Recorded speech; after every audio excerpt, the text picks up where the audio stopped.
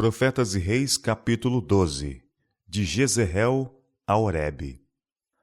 Com a exterminação dos profetas de Baal, estava aberto o caminho para uma poderosa reforma espiritual entre as 10 tribos do Reino do Norte. Elias havia posto perante o povo a sua apostasia, tinha-os convidado a humilhar o coração e tornar-se para o Senhor. Os juízos do céu tinham sido executados. O povo havia confessado os seus pecados e reconhecido o Deus de seus pais como o Deus vivo. E agora a maldição do céu devia ser retirada e renovadas as bênçãos temporais de vida. A terra devia ser refrescada com chuva. Sobe, come e bebe, disse Elias a Acabe, porque ruído há de uma abundante chuva. Então o profeta se dirigiu ao alto do monte para entregar-se à oração. Não foi porque houvesse qualquer evidência externa de que águas estavam para desabar que Elias tão confiantemente mandou que Acabe se preparasse para a chuva. O profeta não viu nenhuma nuvem nos céus. Ele não ouvira nenhum trovão. Simplesmente proferira a palavra que o Espírito do Senhor o havia movido a falar em resposta à sua firme fé. Resolutamente havia ele feito a vontade de Deus através do dia e havia manifestado implícita confiança nas profecias da palavra de Deus. E agora, havendo feito tudo o que estava em seu poder, sabia que o céu outorgaria livremente as bênçãos preditas. O mesmo Deus que havia enviado a estiagem tinha prometido abundância de chuvas como recompensa do reto proceder. E agora Elias esperava pelo derramamento prometido. Em atitude de humildade, o seu rosto entre os seus joelhos, intercedeu com Deus em favor do penitente Israel.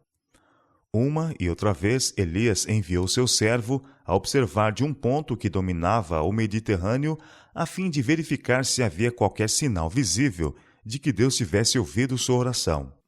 A cada vez o servo retornava com a resposta: não há nada. O profeta não se impacientou ou perdeu a fé, mas continuou sua fervente petição. 6 vezes o servo retornou com a declaração de que não havia nenhum sinal de chuva nos céus de bronze. Confiante, Elias enviou-o uma vez mais, e agora o servo retornou com a declaração: eis aqui uma pequena nuvem, como a mão de um homem, subindo do mar. Isso bastou. Elias não esperou que os céus escurecessem. Na pequena nuvem, ele contemplou pela fé uma abundância de chuva e agiu em harmonia com sua fé, enviando depressa seu servo a Acabe com esta mensagem: aparelha teu carro e desce, para que a chuva te não apanhe. Foi porque Elias era um homem de grande fé que Deus pôde usá-lo nesta grave crise na história de Israel. Enquanto orava, sua fé alcançou as promessas do céu e agarrou-as, e perseverou na oração até que suas petições fossem respondidas. Ele não esperou pela inteira evidência de que Deus o ouvira, mas se dispôs a aventurar tudo ante o mais leve sinal do divino favor. E, no entanto, tudo o que ele foi habilitado a fazer sob a orientação de Deus, todos podem fazer em sua esfera de atividade no serviço de Deus. Pois do profeta das montanhas de Gileade está escrito: Elias era homem sujeito às mesmas paixões que nós, e orando, pediu que não chovesse, e por 3 anos e 6 meses não choveu sobre a terra. São Tiago, capítulo 5, verso 17. Fé semelhante é necessária no mundo hoje. Fé que descanse nas promessas da palavra de Deus e recuse desistir até que o céu ouça. Fé semelhante a esta liga-nos intimamente com o céu e traz-nos força para batalhar com os poderes das trevas. Pela fé, os filhos de Deus venceram reinos, praticaram a justiça, alcançaram promessas, fecharam as bocas dos leões, apagaram a força do fogo, escaparam ao fio da espada, da fraqueza tiraram forças, na batalha se esforçaram, puseram em fuga os exércitos dos estranhos. Hebreus capítulo 11, versos 33 e 34. E pela fé devemos alcançar hoje os mais altos propósitos de Deus para nós. Se tu podes crer, tudo é possível que crê. São Marcos capítulo 9, verso 23. A fé é um elemento essencial da oração perseverante. É necessário que aquele que se aproxima de Deus creia que ele existe e que é galardoador dos que o buscam. Se pedimos alguma coisa segundo a sua vontade, ele nos ouve. E se sabemos que nos ouve em tudo o que pedimos, sabemos que alcançamos as petições que lhe fazemos. Hebreus capítulo 11, verso 6, 1 São João capítulo 5, versos 14 e 15. Com a perseverante fé de Jacó, com a inquebrantável persistência de Elias, podemos apresentar nossas petições ao Pai, reclamando tudo o que nos tem prometido. A honra de seu trono está comprometida no cumprimento de sua palavra. As sombras da noite envolveram o Monte Carmelo, enquanto Acabe se preparava para descer. E sucedeu que, entretanto, os céus se enegreceram com nuvens e ventos, e veio uma grande chuva. E Acabe subiu ao carro e foi para Jezreel. Enquanto viajava para a cidade real através das trevas e da ofuscante chuva, Acabe não podia enxergar o caminho diante de si. Elias, que, como profeta de Deus, tinha nesse dia humilhado Acabe diante de seus súditos e morto seus sacerdotes, reconhecia ainda nele o rei de Israel. E agora, como um ato de homenagem e fortalecido pelo poder de Deus, corria na frente da carruagem real, guiando o rei à entrada da cidade. Neste gracioso ato do mensageiro de Deus mostrado a um ímpio rei, há para todos que se dizem servos de Deus, mas que são exaltados em sua própria estima, uma lição. Aos que se sentem acima da obrigação de realizar tarefas que lhes pareçam amesquinhantes, hesitam em fazer até mesmo o serviço necessário, temendo serem achados fazendo a obra de um servo. Esses têm muito que aprender do exemplo de Elias. Mediante sua palavra, os tesouros do céu haviam por 3,5 anos sido retidos de sobre a terra. Havia ele sido significativamente honrado por Deus quando, em resposta à sua oração no Carmelo, descera fogo do céu e consumira o sacrifício. Sua mão tinha executado o juízo de Deus no extermínio dos profetas idólatras. Sua petição para que chovesse havia sido atendida. E, contudo, após os assinalados triunfos com que Deus se agradara honrar seu ministério público, ele se dispusera a realizar o serviço de um lacaio. À entrada de Jezreel, Elias e Acabe se separaram. O profeta, preferindo permanecer fora dos muros, envolveu-se em seu manto e deitou-se sobre a terra nua para dormir. O rei, entrando na cidade, alcançou logo o resguardado abrigo de seu palácio, e aí relatou à sua esposa os maravilhosos acontecimentos do dia e a admirável revelação do poder divino que provara a Israel ser Jeová, o verdadeiro Deus, e Elias, seu mensageiro escolhido. Contando Acabe, a rainha, o morticínio dos profetas idólatras, Jezabel, endurecida e impenitente, ficou enfurecida. Ela se recusou a reconhecer, nos sucessos do Carmelo, a soberana providência de Deus e, desafiador ainda, ousadamente declarou que Elias devia morrer. Nesta noite, um mensageiro despertou o fatigado profeta e transmitiu-lhe a palavra de Jezabel. Assim me façam os deuses, e outro tanto, se de certo amanhã, a estas horas, não puser a tua vida como a de um deles. Poderá parecer que depois de haver mostrado tão indômita coragem, após haver triunfado tão completamente sobre o rei, sacerdotes e povo, Elias não devesse jamais haver dado lugar ao desânimo, nem ter sido levado à intimidação. Mas aquele que havia sido abençoado com tantas evidências do amorável cuidado de Deus, não estava acima das fragilidades humanas, e nesta hora escura, sua fé e coragem abandonaram-no. Desorientado, despertou. A chuva caía dos céus, e havia trevas por todos os lados. Esquecendo que 3 anos antes Deus havia dirigido seus passos a um lugar de refúgio contra o ódio de Jezabel e as buscas de Acabe, o profeta agora escapava por sua vida. Alcançando Berseba, deixou ali o seu moço, e ele se foi ao deserto, caminho de um dia. Elias não devia ter desertado de seu posto de dever. Devia ter enfrentado a ameaça de Jezabel, apelando para a proteção daquele que o havia comissionado para que vindicasse a honra de Jeová.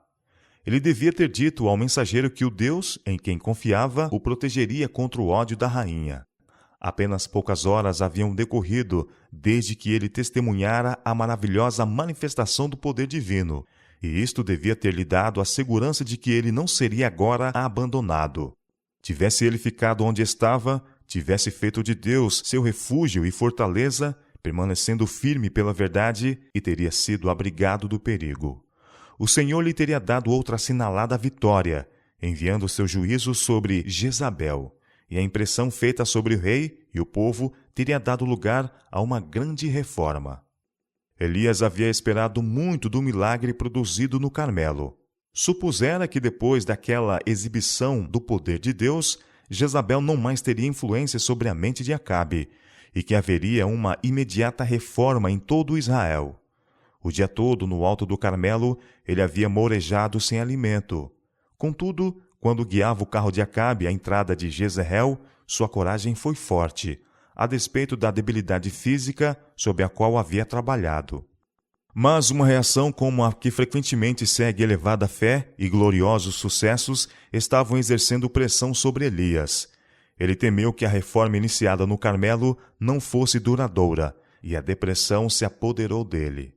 Havia sido exaltado ao topo do Pisga, agora estava no vale. Enquanto sob a inspiração do Onipotente, ele tinha resistido à mais severa prova de fé. Mas nesse tempo de desencorajamento, com a ameaça de Jezabel soando-lhe aos ouvidos, e Satanás ainda aparentemente prevalecendo mediante a trama desta ímpia mulher, ele perdeu sua firmeza em Deus. Havia sido exaltado acima da medida, e a reação foi tremenda. Esquecendo-se de Deus, Elias fugia mais e mais, até que se encontrou num árido deserto, sozinho. Indescritivelmente cansado, assentou-se para repousar debaixo de um zimbro. Assentando-se aí, pediu a morte para si mesmo. Já basta, ó Senhor, disse ele. Toma agora a minha vida, pois não sou melhor que meus pais. Fugitivo, longe da habitação dos homens, o espírito causticado pelo amargo desapontamento, ele desejou nunca mais olhar a face de um homem. Afinal, extremamente exausto, adormeceu. Na experiência de todos, surgem ocasiões de profundo desapontamento e extremo desencorajamento, dias em que só predomina a tristeza, e é difícil crer que Deus é ainda o bondoso benfeitor de seus filhos na terra. Dias em que o dissabor mortifica a alma, de maneira que a morte pareça preferível à vida. É então que muitos perdem sua confiança em Deus e são levados à escravidão da dúvida, ao cativeiro da incredulidade. Pudéssemos em tais ocasiões discernir com intuição espiritual o significado das providências de Deus, veríamos anjos procurando salvar-nos de nós mesmos, esforçando-se para firmar nossos pés num fundamento mais firme que os montes eternos. E nova fé, nova vida jorrariam para dentro do ser. O fiel Jó, no dia de sua aflição e trevas, declarou: Pereça o dia em que nasci. Oh, se a minha mágoa retamente se pesasse, e a minha miséria juntamente se pusesse numa balança. Quem dera que se cumprisse o meu desejo, e que Deus me desse o que espero, e que Deus quisesse quebrantar-me, e soltasse a sua mão, e acabasse comigo. Isso ainda seria a minha consolação. Por isso não reprimirei a minha boca, falarei na angústia do meu espírito, queixar-me-ei na amargura da minha alma, pelo que a minha alma escolheria, antes a morte do que estes meus ossos. A minha vida abomino, pois não viverei para sempre. Retira-te de mim, pois vaidades são os meus dias. Jó capítulo 3, verso 3, capítulo 6, versos 2 e versos 8 a 10, capítulo 7, versos 11, 15 e 16. Mas, embora cansado da vida, a Jó não foi permitido morrer. Foram-lhe indicadas as possibilidades do futuro e deu-se-lhe a mensagem de esperança. Estarás firme e não temerás, porque te esquecerás dos trabalhos e te lembrarás dele como das águas que já passaram, e a tua vida mais clara se levantará do que o meio-dia. Ainda que haja trevas, será como amanhã, e terás confiança, porque haverá esperança, e deitar-te-ás, e ninguém te espantará. Muitos acariciarão o teu rosto, mas os olhos dos ímpios desfalecerão, e perecerá o seu refúgio, e a sua esperança será o espiar da alma. Jó capítulo 11, versos 15 a 20. Das profundezas do desencorajamento e desânimo, Jó se levanta para as alturas da implícita confiança na misericórdia e no poder salvador de Deus. Triunfantemente declarou: ainda que ele me mate, nele esperarei.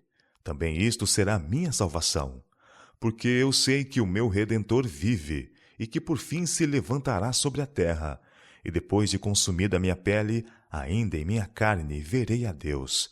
Vê-lo-ei por mim mesmo, e os meus olhos, e não outros, o verão. Jó capítulo 13, versos 15 e 16, e capítulo 19, versos 25 a 27. Depois disto, o Senhor respondeu a Jó num redemoinho, e revelou a seu servo a força do seu poder. Quando Jó teve um vislumbre de seu Criador, abominou-se a si mesmo, e se arrependeu no pó e na cinza. Então o Senhor pôde abençoá-lo abundantemente, e fazer os seus últimos dias os melhores de sua vida. Esperança e coragem são essenciais ao perfeito serviço para Deus. Estes são frutos da fé. O desânimo é pecaminoso e irrazoável. Deus está em condições e disposto a outorgar a seus servos mais abundantemente a força de que necessitam para a tentação e prova. Os planos dos inimigos de sua obra podem parecer bem assentados e firmemente estabelecidos, mas Deus pode subverter os mais fortes deles. E isso ele faz em seu devido tempo e maneira, quando vê que a fé dos seus servos foi suficientemente testada. Para o desalentado, há um seguro remédio: fé, oração e trabalho. Fé e atividade proverão segurança e satisfação que hão de aumentar dia a dia. Estais tentados a dar guarida a sentimentos de ansiedade ou acérrimo desânimo? Nos dias mais negros, quando as aparências parecem mais agressivas, não temais. Tende fé em Deus. Ele reconhece vossas necessidades, possui todo o poder. Seu infinito amor e compaixão são incansáveis. Não receeis que ele deixe de cumprir sua promessa. Ele é eterna verdade. Jamais mudará o concerto que fez com os que o amam, e concederá a seus fiéis servos a medida de eficiência que suas necessidades demandem. O apóstolo Paulo testificou: e disse-me: a minha graça te basta, porque o meu poder se aperfeiçoa na fraqueza. Pelo que sinto prazer nas fraquezas, nas injúrias, nas necessidades, nas perseguições, nas angústias por amor de Deus, porque quando estou fraco, então sou forte. 2 Coríntios capítulo 12, versos 9 e 10. Abandonou Deus a Elias em sua hora de provas? Oh, não! Ele não amava menos seu servo quando este sentiu-se abandonado de Deus e dos homens, do que quando, em resposta à sua oração, flamejou o fogo do céu e iluminou o topo do monte. E agora, havendo Elias adormecido, um suave toque e delicada voz o despertou. Ele se ergue aterrado como quem vai fugir, temendo que o inimigo o tivesse descoberto. Mas a face compassiva que se inclinava sobre ele não era a de um inimigo, mas de um amigo. Deus tinha enviado um anjo do céu com alimento para seu servo. Levanta-te e come, disse o anjo. E olhou, e eis que à sua cabeceira estava um pão cozido sobre as brasas e uma botija de água. Depois de haver se servido do repasto, para si preparado, Elias deitou-se de novo e adormeceu. Pela segunda vez veio o anjo. Tocando o exausto homem, disse com terna piedade: levanta-te e come, porque muito comprido te será o caminho. Levantou-se, pois, e comeu e bebeu, e com a força daquela caminhada, caminhou 40 dias e 40 noites até Horebe, o monte de Deus, onde encontrou refúgio numa caverna.